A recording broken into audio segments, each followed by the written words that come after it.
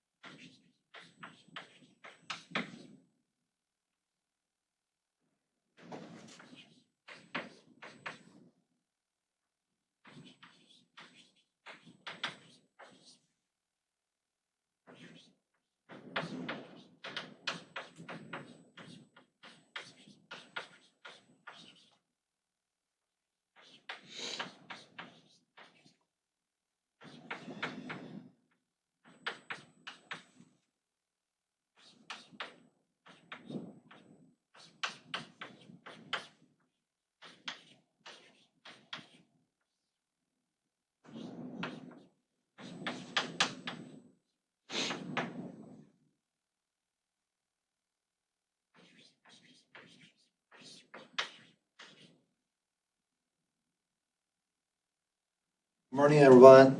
First, let me make an announcement about an update for the problem set 2. So I just uploaded a new version yesterday. This is to correct two things. First, in problem, it's number 3. So that one through one in lecture. That's problem 3? Yes. Okay. So the first correction, so this is for problem set 2. One correction is for problem 3. The hint, so now I should use theorem 1 of lecture 5. Firstly, this was referring to a wrong theorem. And second thing is about, this is problem 4? Yes. The strong convexity, right? Problem 4, okay. So for problem 4, part A, I want to show the negative entropy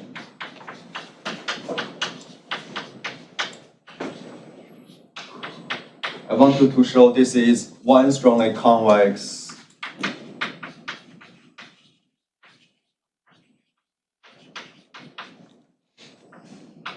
with respect to L1 norm on the interior of the simplex.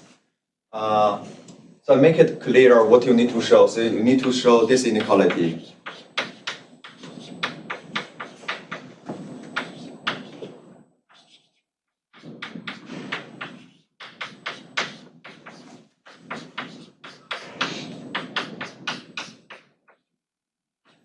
This is for any x, y in the interior of the simplex. To show strong convexity, you need to specifically show this inequality.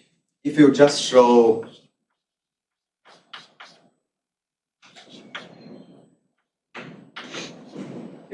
this in this conclusion about the matrix, this is correct, but this is not enough to show this one. So this is a definition for one strongly convex with respect to L1 norm on the simplex, interior of the simplex, but this is not. So this is a weaker condition. Actually, if you use this, you can only show it's L2. So you can show it's one strongly convex with respect to L2 norm, but L2 norm is weaker than this. So actually, if you can show this one, then so from here you can further show this is corresponding to the same linearization plus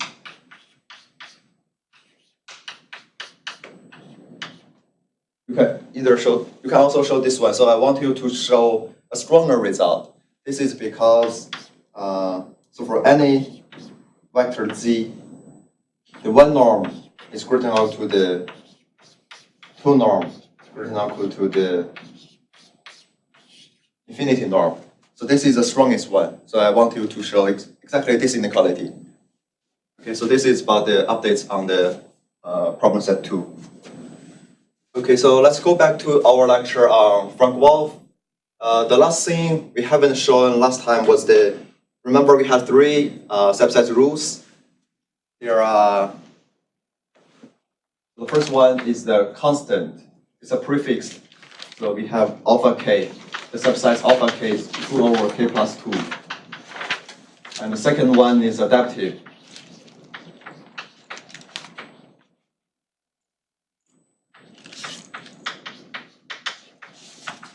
Some beta k. And third one is exact minimization.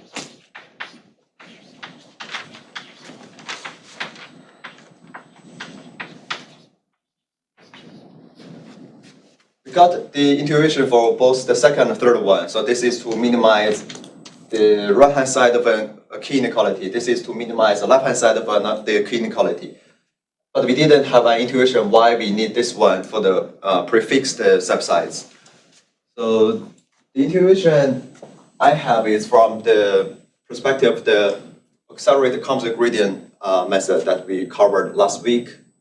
So this is a way to represent the Frank-Wolfe method in the same way as the accelerated gradient method. So basically you can see we have the same structure as before. We compute some little ak sequence, and we also compute the capital AK sequence. And we maintain 2 iterates for the vector, right? These are scalars, these are vectors. So we maintain both y sequence and x sequence. But what's different is from the ACG method is that we do not have the convex combination x tilde sequence. In ACG we had 3 sequences, the yk, xk, and x tilde k. But here we only maintain 2, yk and xk. This is because in Frank-Wolfe we only have 2 sequences. Okay, so the method is first step is pretty much as before, except we ignore the update on the x tilde sequence. But the AK and little ak and capital AK, they are the same as before. And for the y, this is like the AT rule. This is the version of the AT. Remember, we had a framework for the accelerated gradient, accelerated composite gradient. And we had 3 instances, the FISTA 1, the AT, and LLM. So this is the second one, AT, because you update y first and then x, but you only solve one subproblem with h, and the convergence is on y. So it has the same structure as the AT. It's different from the other tools, FISTA and LLM. And so here, the difference between Frank-Wolfe and ACG is that here we only have the linearization plus h, but we do not have the quadratic term. This is the same step as in the Frank-Wolfe. So suppose this is a indicator function of a closed convex set. So this becomes the linear minimization, linear optimization over the set. Here we skip the projection. Right? This is projection free. The last step is the same. So we just compute the x update as a combination of the previous x and the auxiliary iterate y. Right? So now you can see the similarity and the differences between the two methods. So let's now try to analyze the convergence of this method and see why we need the alpha k to be exactly 2 over k plus 2.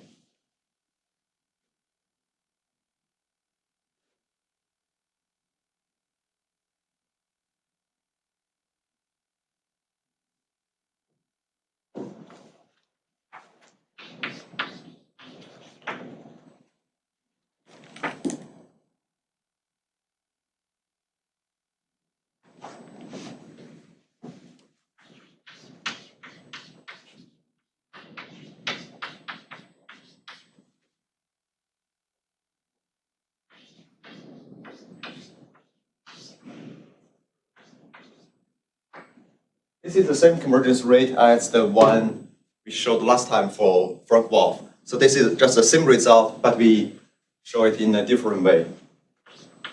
We will basically follow the proof for the ACG with the AT update rule.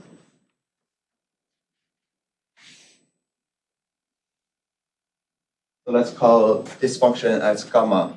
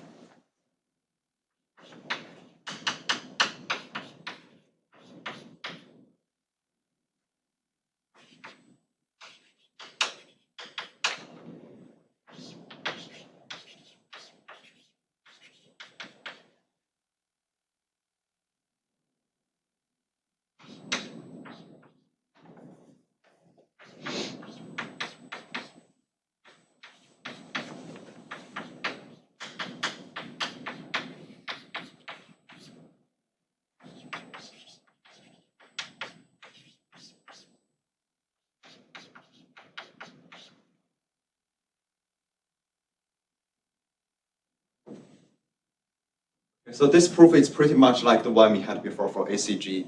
So the first one, it's just because yk is a minimizer for this gamma function. Yk is a minimizer for gamma k, right? So we just replace this u by yk. So this inequality holds for any u in domain of H. And for the second step, we just do, this is just by convexive gamma k. Gamma k is it's just convex, right? So this is a convex combination. xk plus 1 here. And here we again use the definition of xk. So xk minus xk plus 1 minus xk is equal to ak or capital AK plus 1 yk minus xk. Right, so then the square of this term is equal to ak squared ak plus 1 square this term square. And remember that we had the property ak plus 1 is equal to L times little ak squared. So we can simplify this term. This is 1 over L ak plus 1.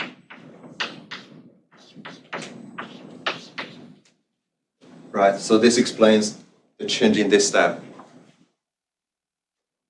And from here, we just factor out the ak plus 1, and this is because of smoothness. Right, so basically the same proof as before, except that we do not have the extra quadratic term. Previously, we have this term minus a quadratic, so it's stronger. That's because we had a strongly convex function here. We had another quadratic here, but now we don't have that term because this is just the convex. Okay, so following from this, we can show that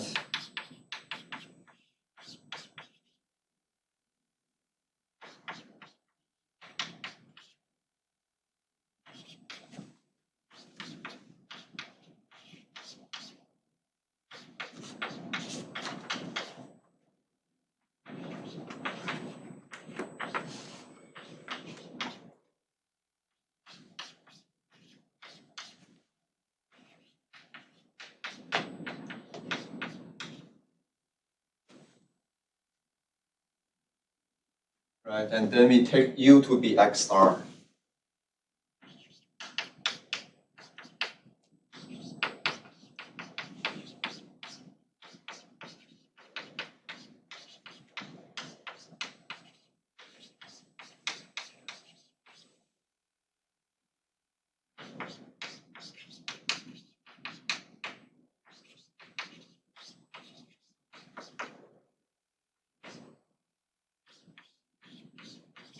Here, D is the diameter of the domain of H, as we assumed previously for the Frank-Wolfe method. And hence, rearranging the term, it gives you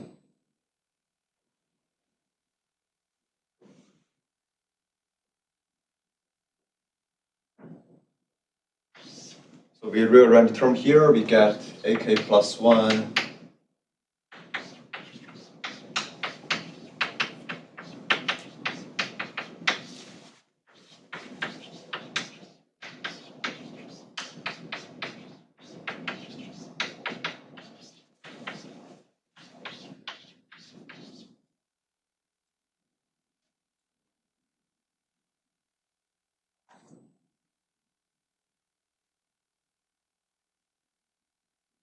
we should have an L over 2 somewhere.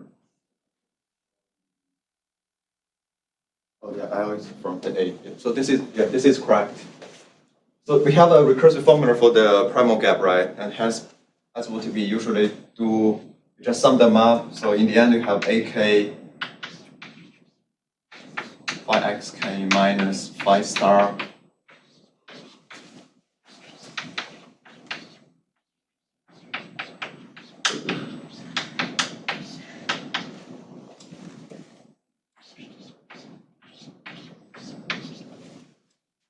right? And because A0 is 0, so this goes away.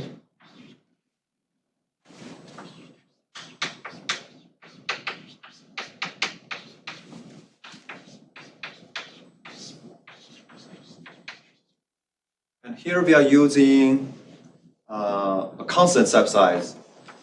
So we do not do any adaptive thing here. And as we shown before, this AK has a lower bound. AK is lower bounded by k squared over 4L.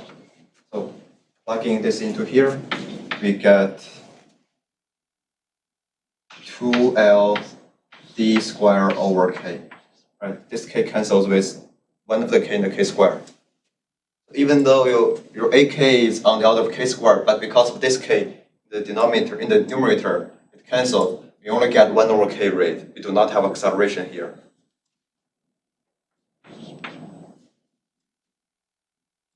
Okay. Any questions?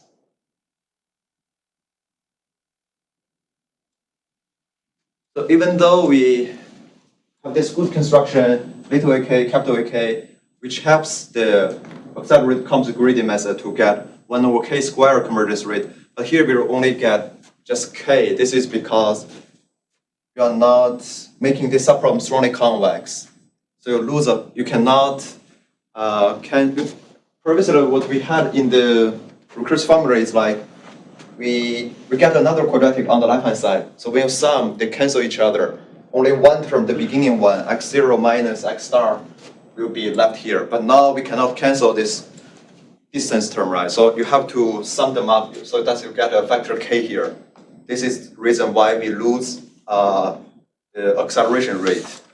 So the quadratic term really makes a difference here. Okay, so now you can see the Frank-Wolfe method can be analyzed in the same way as the accelerated complex gradient method. But what we do not see is like why this method is the same as the Frank-Wolfe we presented previously with that alpha k. Right? So let's see how alpha k plays a role. The alpha k appears in this step previously, right? This step does not involve any alpha k, only here. So what we had before was this update is, so this is update in this ACG version. Right, let's compare the two versions. This is the original Frank-Wolfe.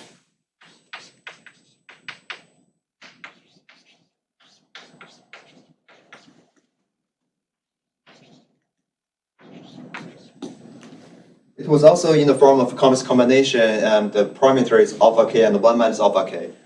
So what we can see is alpha k is equal to, if you really want to make the two to be the same, so you should equate alpha k and ak over ak plus 1, capital AK plus 1, right? And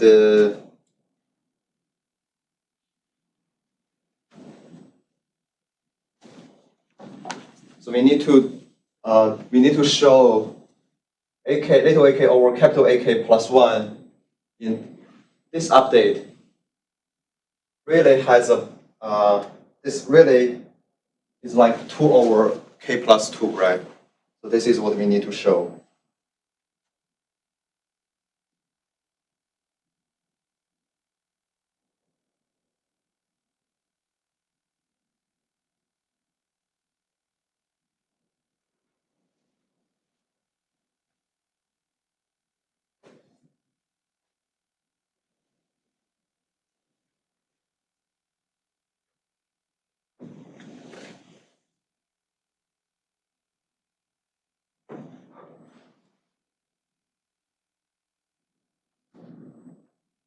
Starting from here, we have ak plus 1.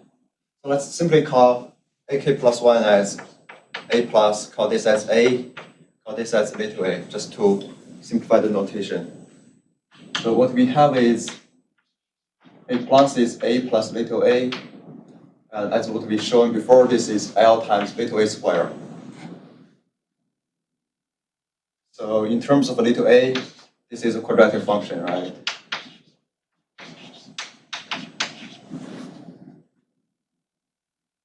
Now let's do the change in this way. So let's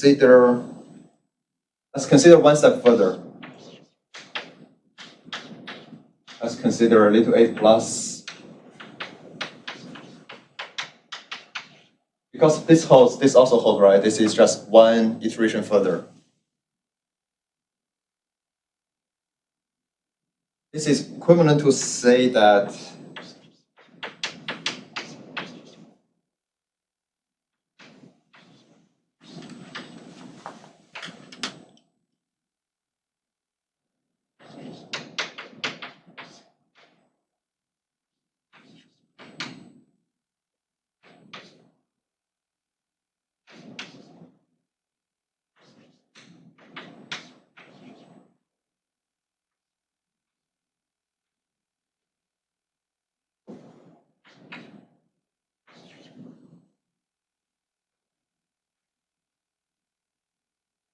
this is because just use this this relation for the next step, right? A plus plus is L times little a plus square. So just replace this a plus by using this one, right?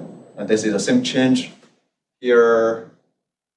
Here we're again using this one. So this step is just by this one, right? And then let's factor, because each term has a factor of 1 over L, so we just cancel the 1 over L, right? So in the end, what we have is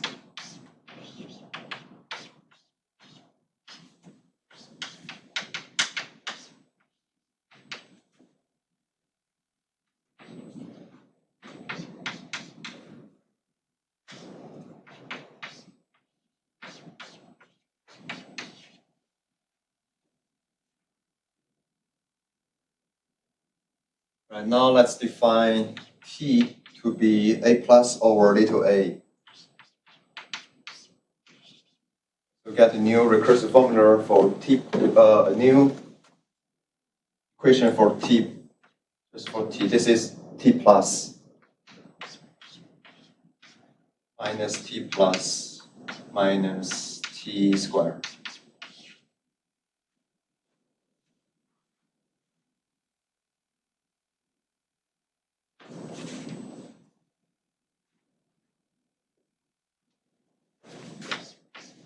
From here, if you solve the equation for T plus, what you get is T plus is equal to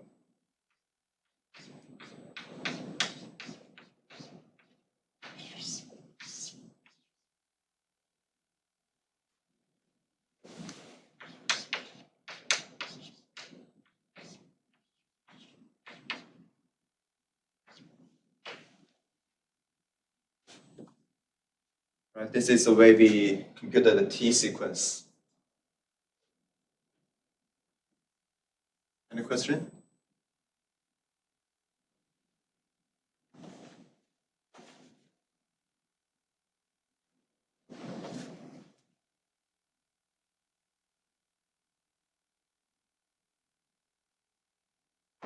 And from here, we can give a bound on the T sequence. So tk plus 1 is greater than or equal to. So ignore this 1. You get 1 plus 2tk over 2. Right, so this implies 2tk plus 1 greater than to 1 plus 2tk. Summing them up, then in the end you have 2tk greater than or equal to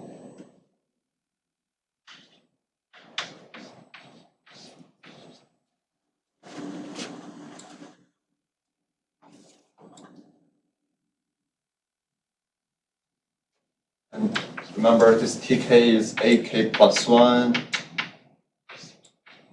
over little ak. So we get the bound on this one, right? Just inverse this.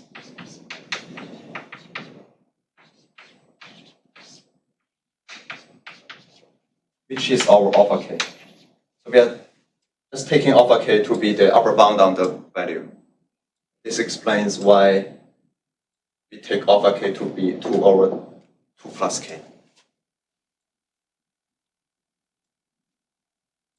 This is just the little ak over ak plus 1, but it's just disguised in this form.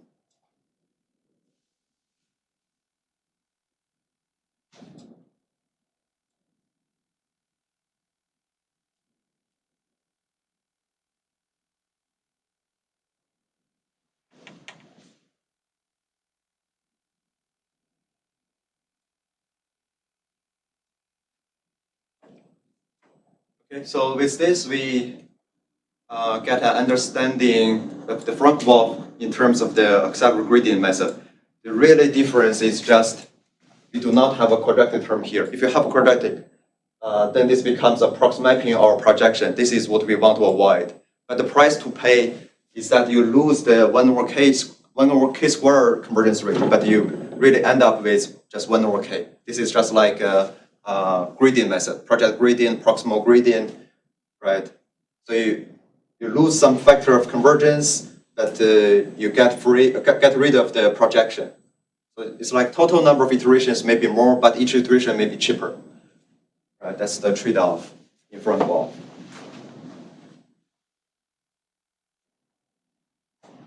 Okay, so this is a way to view Frank-Wolfe in terms of accelerated composite gradient method. In problem set 3, I want you to show why projected gradient can also be viewed as a special case of accelerated composite gradient method. And you again, so even though in project gradient or proximal gradient, you have a quadratic term here, but you need to construct a new sequence of little ak and capital AK so that you just make it to lose the factor 1/k squared to become 1/k. You need to make this convergence worse. So you need to show by construction how project gradient can be viewed as an instance ACG. Okay, now let's move on to a new topic that unifies many algorithms we talked before. That's the Inexact proximal point framework. So, for example, the accelerated gradient or the proximal gradient, projected gradient, subgradient method, all these methods can be viewed as examples of this framework. So whenever you have once you have the convergence analysis for the framework, and you can show a single algorithm is an instance of it, so you automatically have the convergence rate for that, right? Just apply the general result for the framework. So this is called Inexact.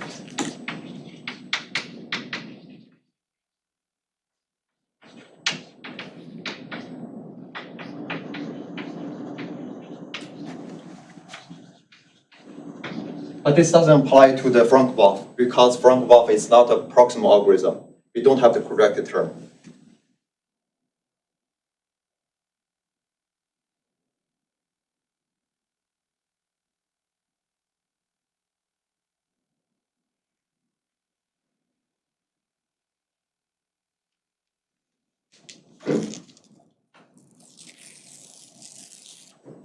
We again consider the composite function by f plus h. But we make almost the same assumptions as before, but now we do not assume f is smooth. F can be either smooth or non-smooth. We are analyzing a general framework that applies for both smooth optimization and non-smooth optimization. So it covers smooth optimization algorithms like accelerated gradient or proximal gradient, and also it covers the non-smooth optimization algorithm like subgradient method. Here,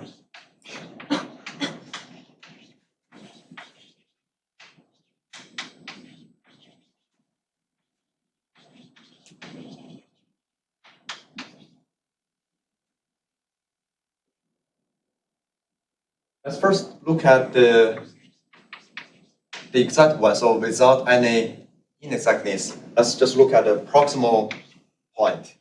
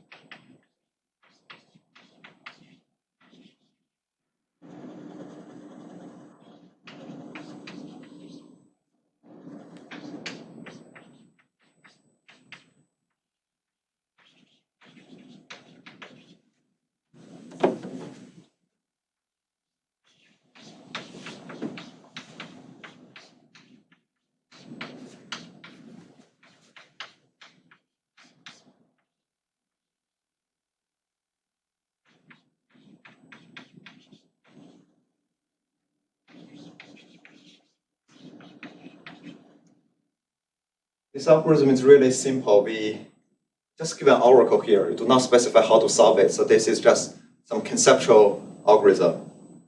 So here we are considering, just for simplicity, just consider convex subsets lambda. Lambda is the same for any iteration k. The algorithm is simple. At iteration k, what we do is we are given the previous point xk. Starting from this point, we build this proximal function, right? We just add a quadratic to this phi function, and just use some oracle to solve this algorithm and return me the xk plus 1. I will use this xk plus 1 in the next iteration to construct a new proximal function and then solve it again. So this is, we do not specify how to solve it. This is just conceptual, and you assume the solution is exact. This is an exact minimizer to this problem. There's no any approximation, right? So let's see what if we have this exact solution, what we can say for the convergence. Excuse me. Yeah. How do we define phi x here? In that Phi is f plus h. oh, Yeah, the same function. You can also write f plus h, but I just write the same because when you implement it, f and h are different. Because we usually assume h is simple function where it has a simple proximal mapping. So we do not change h at all. We just keep h as is. But we do some approximation of f, right? Remember we in either proximal gradient or subgradient, we linearize f. You can use the gradient direction or subgradient direction, but no matter what you do, you are doing an approximation to f, right? But you do not change h. This is because we assume f is kind of difficult, h is simple. If they are both simple, meaning that both f and h they have proximal mapping, then you can put them together. You do not need to differentiate f and h. Just use phi. Like here, this is basically this is a proximal mapping, right? This is just prox lambda phi xk. Right. So this is when they are simple. You can assume you have exact solution as a proximal mapping. But when f is difficult, you need to single out f and do some simple approximation to it, but keep h as is.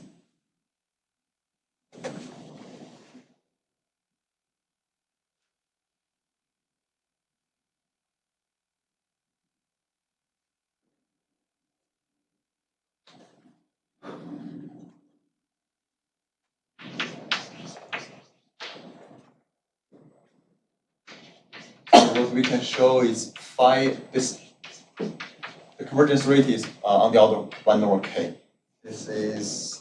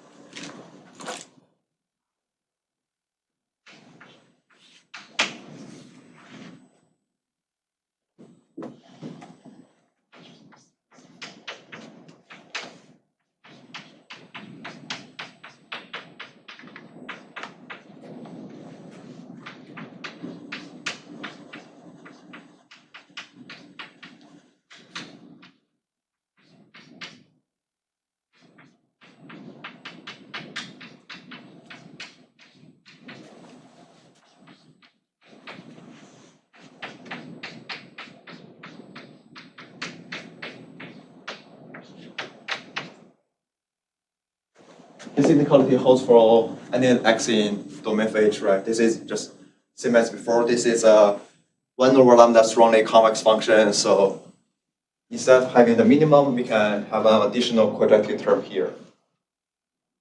And now let's take x to be xk. So we have phi xk. This is 0.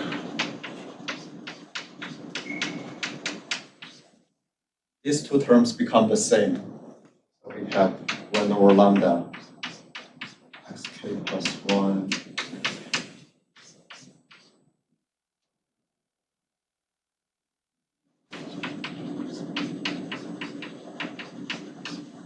So this shows the function value is decreasing, right, along the iterates. And we also take x to be x star. Instead, we have phi xk plus 1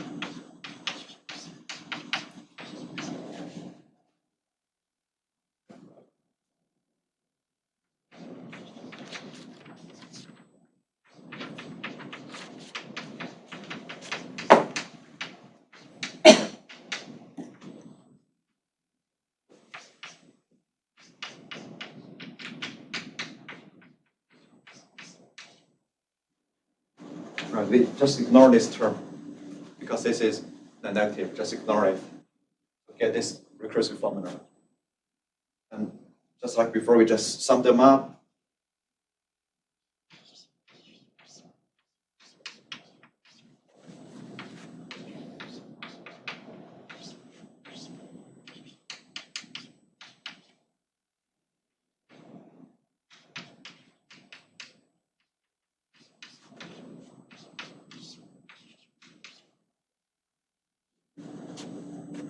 Right, we ignore the last term. And because 5xk is greater than to 5xk plus 1 is decreasing, so the minimum of this term, this phi, is just the last term, right, the last iterate. Get k times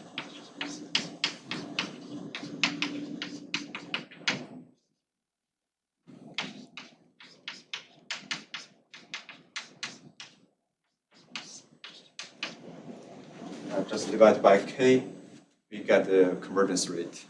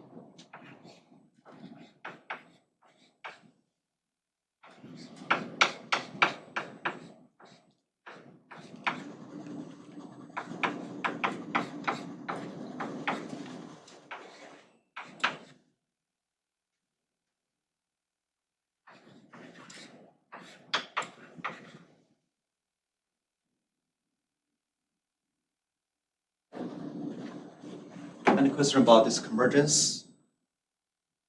No? Okay.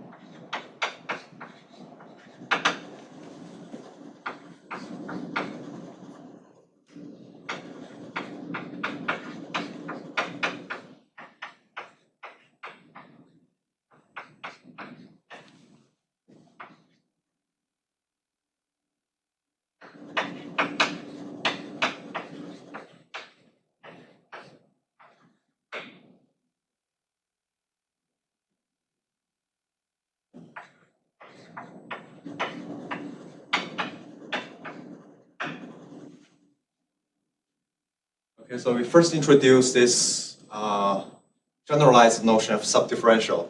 Remember we introduced a subdifferential previously, but here we introduced some relaxed notion. This is called epsilon subdifferential.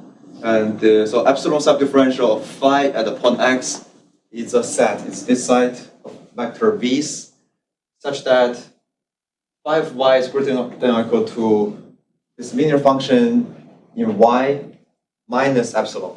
If it's just the subdifferential, we call that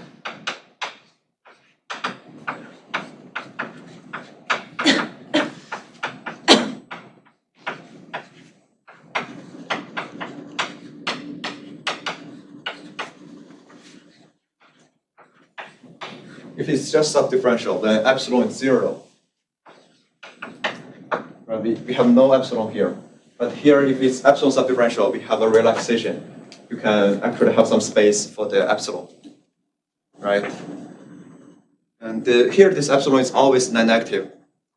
You can actually show that when function phi is convex, epsilon is always non-negative. So we use this notion epsilon subdifferential here to relax the exact solution. This is the Inexact proximal point framework, IPP. So in IPP, we do 2 steps in every iteration. First, the input is an initial point x0 and a scalar sigma. Sigma also quantifies the inexactness. So in every iteration, we first choose a step size lambda k, and also choose some inexactness delta k, and we compute this tuple. So xk and x tilde k, these are iterates. They are in the Rn, and epsilon k is a scalar. This is just like the epsilon over there. It's for relaxation. So the tuple needs to satisfy these 2 conditions. This is like the optimality condition, and this is the inexactness of your solution. So here we have 3 points. The previous one xk minus 1, and the new one xk, and another auxiliary sequence x tilde k.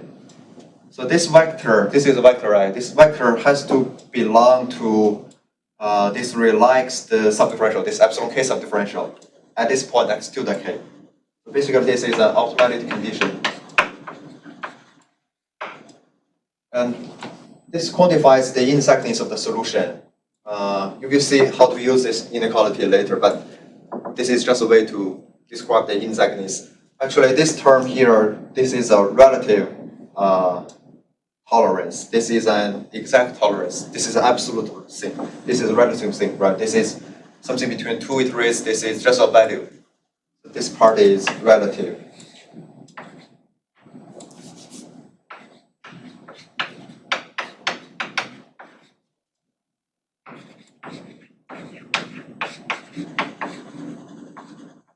This part is to control the smooth components of the function. And this part is to control the nice-smooth component.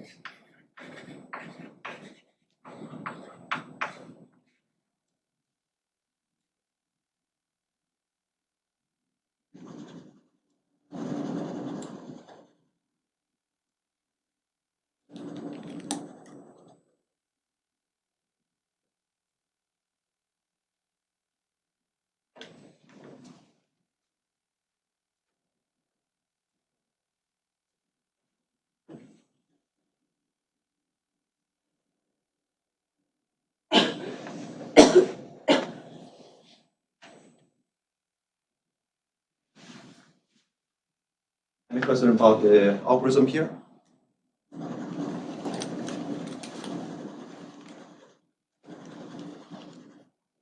So let's try to analyze the algorithm and see the convergence.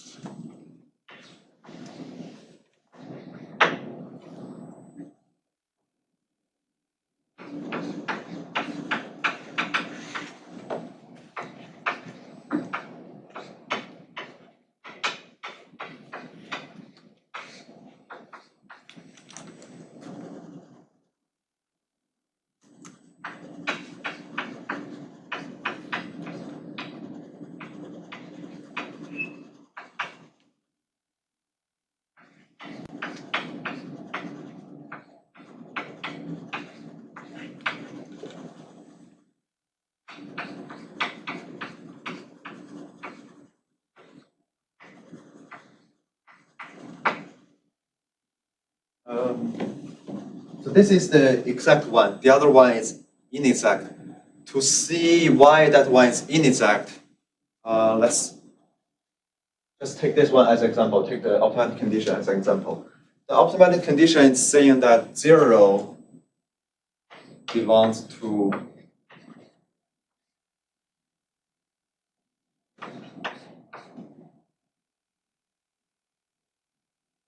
not 0, it's another thing.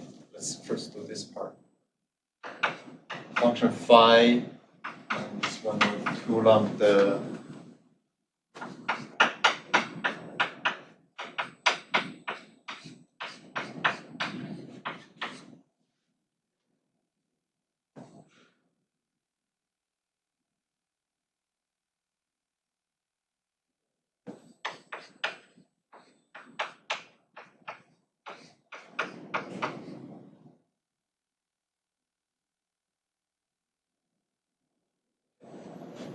So this inclusion is equivalent to the inclusion here. This is because this is equal to phi x to the k plus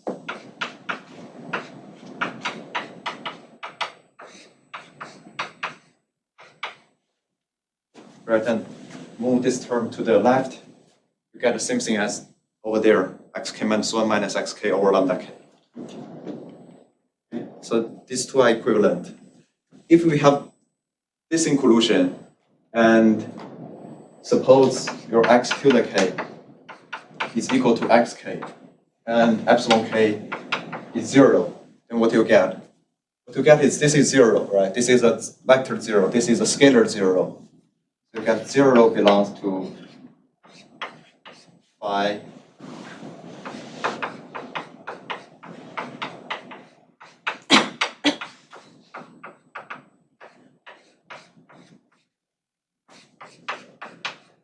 this point is x to the k, and it becomes xk because you assume they are the same. So this is exactly the same thing here, right? That's the optimality condition for this one. So then we are saying that if x to the k is xk, epsilon k is 0, then we get an exact solution. And this inequality is automatically satisfied because this is 0, this is 0 again. And on the right-hand side, is something positive, this is also something positive. So the inequality is satisfied automatically. And we also have the inclusion. So this means the exact solution always satisfies the condition over there. So this is just a relaxation of that one. So you allow xk to be different from x to the k, and you also allow some inexactness here for the subdifferential. You allow an epsilon subdifferential. Right? That's the relaxation. We have two relaxations. This is some v tilde k. You allow v tilde k to be non-zero. You allow epsilon k to be non-zero. If both of them are zero, then you recover the exact solution. That's the connection between the two.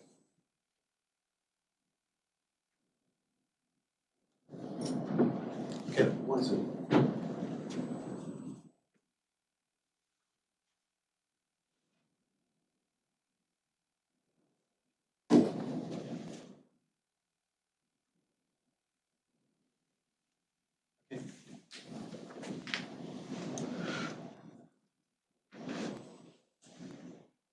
Okay, now let's see the convergence analysis.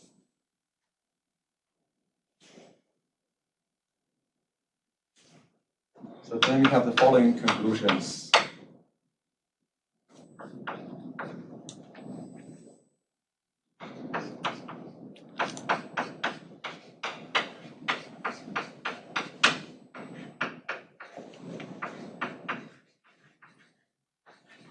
The reason why we always talk about domain of H is because we assume domain of H is contained in domain of F. That's smaller, so just concentrate on the smallest one.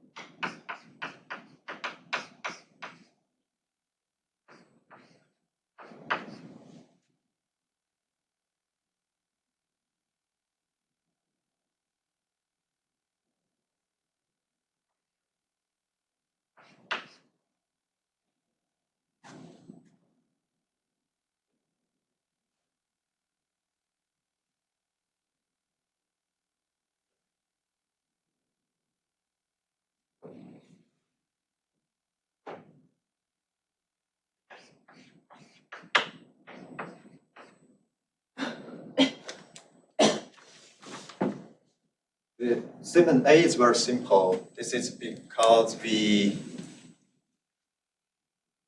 because of this optimal condition.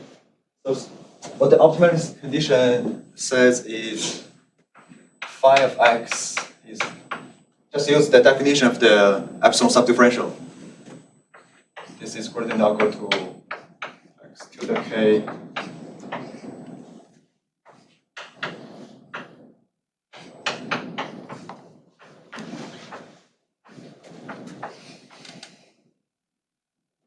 and this is exactly the definition for gamma k. This holds for any x in domain of H. A is very simple.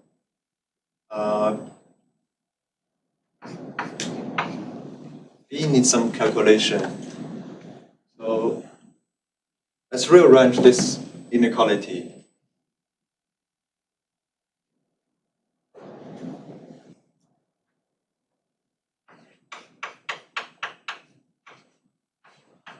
And also we take the x to be xk.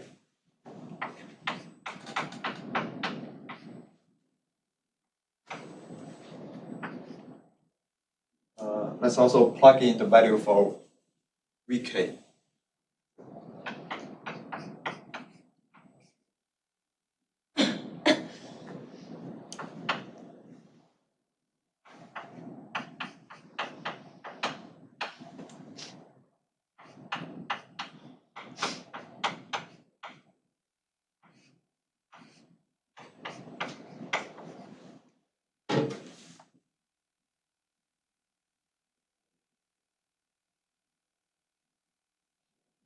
Okay, now let's add a quadratic. So let's add 1 over 2 lambda k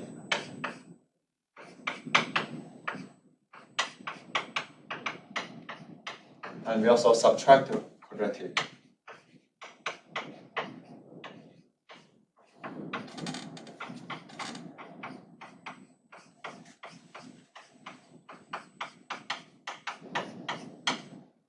We add and subtract both terms to the left-hand side and the right-hand side. So then we get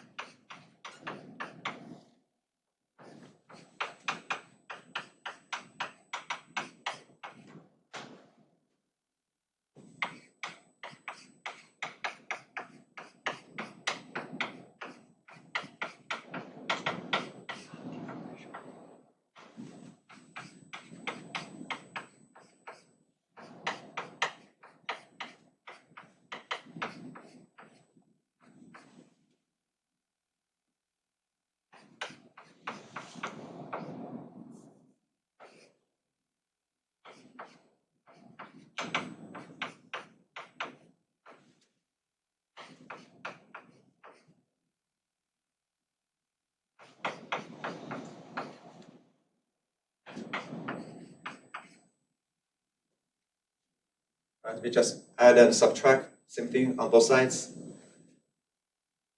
And then from here we can do some simplification. This is equal to 1 over 2 lambda k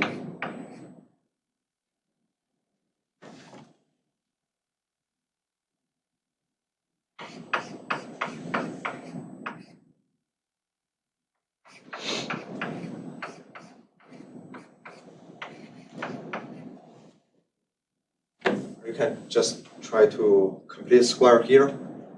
These three terms give you this quadratic term. And noting that the whole thing here is nothing but the left-hand side of this inequality divided by 2 lambda k. Right, they're the same thing. So it's upper bounded by the right-hand side divided by 2 lambda k.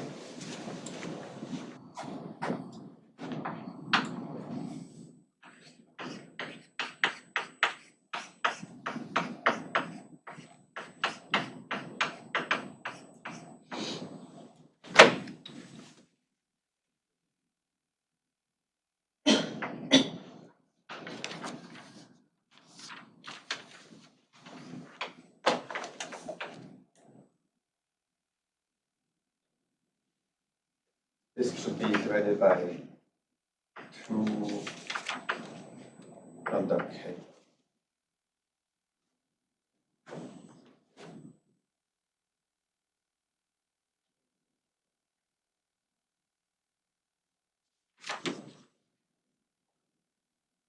Any questions?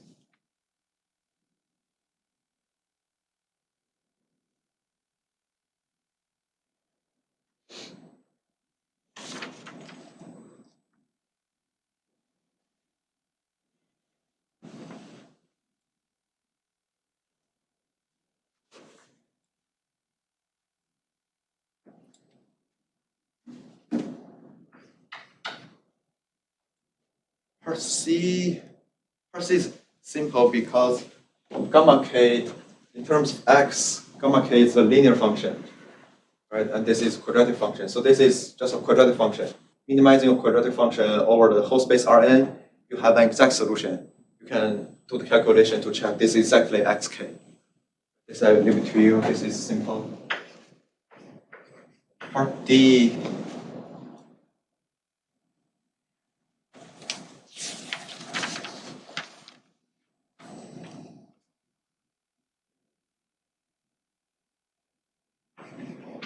So this is actually, the minimum here is actually this function with x replaced by xk, because xk is the minimizer. So this is just another way to write it.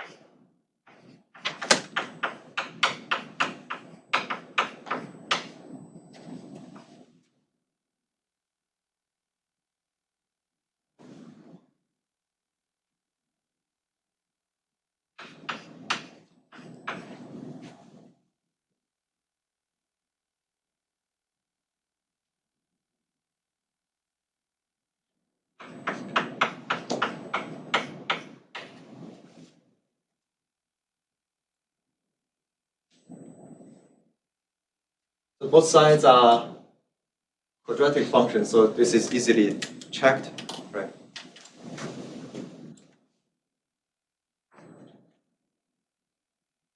This holds for any x. You can check this holds for any x. Or actually, you can view this from the trick we always use. What we minimize here is a quadratic function. It's one strongly convex. So then you have this function value is greater than or equal to the minimum of it plus another quadratic, right? So we just move it here. The reason why we have equality because this is the function we minimize here is really a quadratic function. If it's just quadratic function, then you can have equality.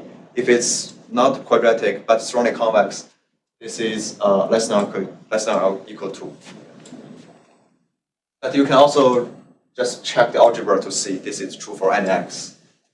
I didn't understand this point. It doesn't matter, just check the algebra. It's true. So first of all, the algebra is correct. And second, this is, in general, this holds for less than or equal to. You get that? Yes, because that's the minimum of that function. And when it's a quadratic function, you can see this is actually equal to. By algebra, you can convince yourself. By taking the derivative and substituting in, we can drive that for quadratic function, they are equal. It's because for quadratic function, when you do Taylor expansion, you have no third order term, just stop at second order. So this is actually equal to. It's like you do Taylor expansion for quadratic function, you will just end at the second order term. And it's equal, right? When you do Taylor expansion, it's exactly equal. You have any approximation error. I just have one question about, just this might come up later. Should it be, oh, never mind. I was about to say something stupid. Never mind. My question was gonna be, is delta k supposed to be over 2 lambda k, but the rest of that side isn't, so never mind. Oh, yeah, this is multiplied, the whole thing is multiplied by lambda k, yeah. Yeah, I see that now, sorry. Right. Okay, so because this holds for any x, so let's take a specific x. Let's take x to be x to the k.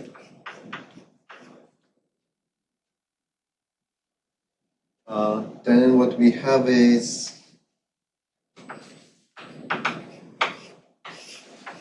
the same minimum here. Just replace x by x to the k.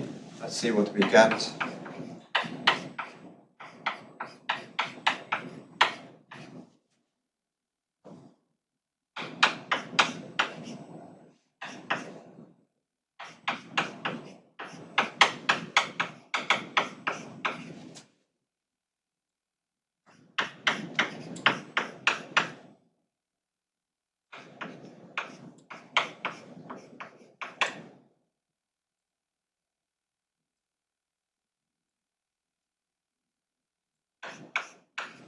This is what we have by making x to be x to the k. And then let's use the definition of gamma k. So this is equal to the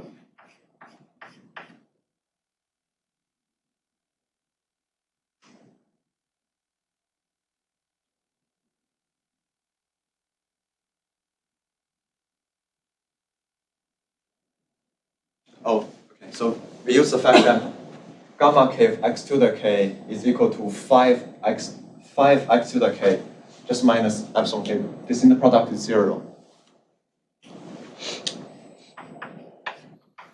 So we also need to subtract lambda k, epsilon k.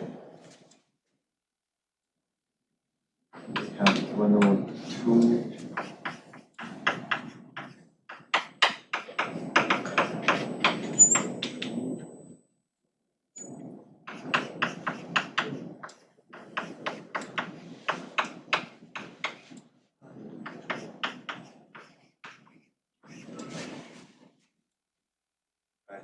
And here, these two terms with negative sign, the sum of the two terms, it's the left-hand side of the inequality in the framework.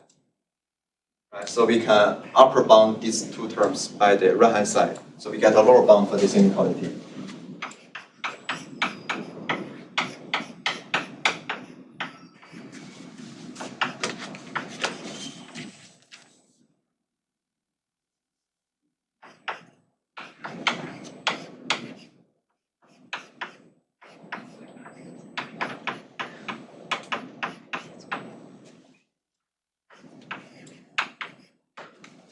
That's what we want to show.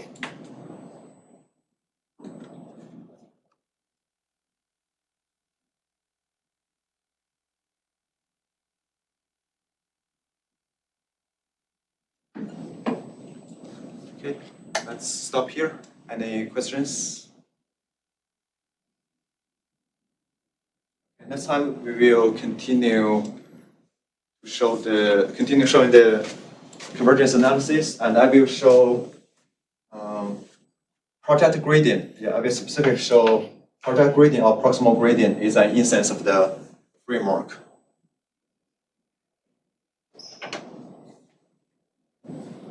A homework related to this one will be you need to show subgradient method is an instance of the framework. So I will show you the smooth one is an instance, but you need to show the non-smooth algorithm is an instance.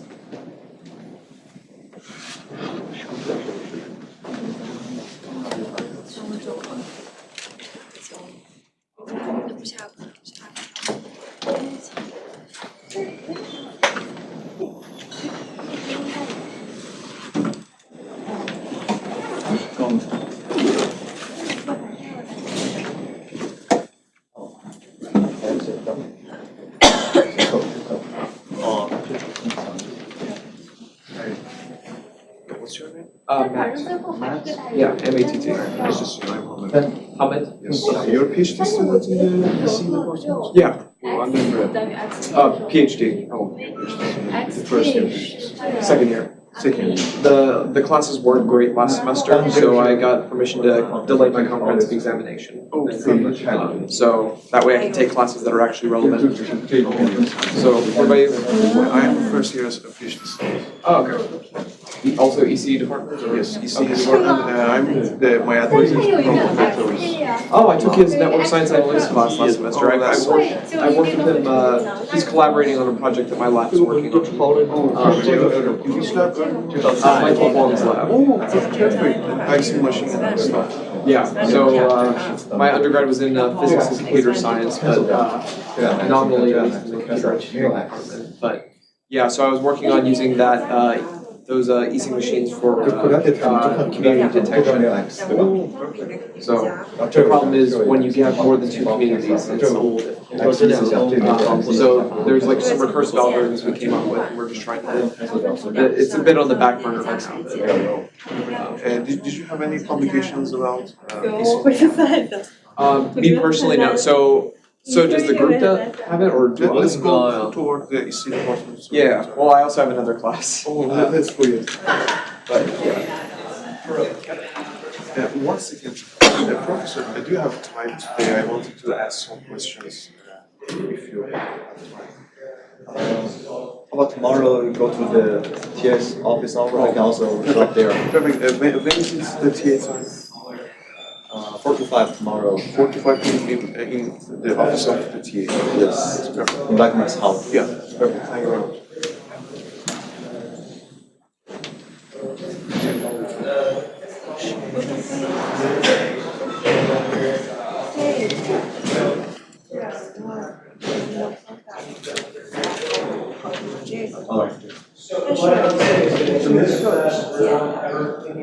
You can check the time. 不管 So the answer is 是怎么样的比赛。 You can check the time. I'll catch you later. 其实 combine 的时候，你是把那个把这一项挪到右面去，然后把这个 inner product 也挪到右面去。然后呢，你是什么 A 加 B， 2AB 不写，其实是这个。最后是 B 的平方，对吧？这边有减号，所以是挪过来是 A 加 B， 这样子。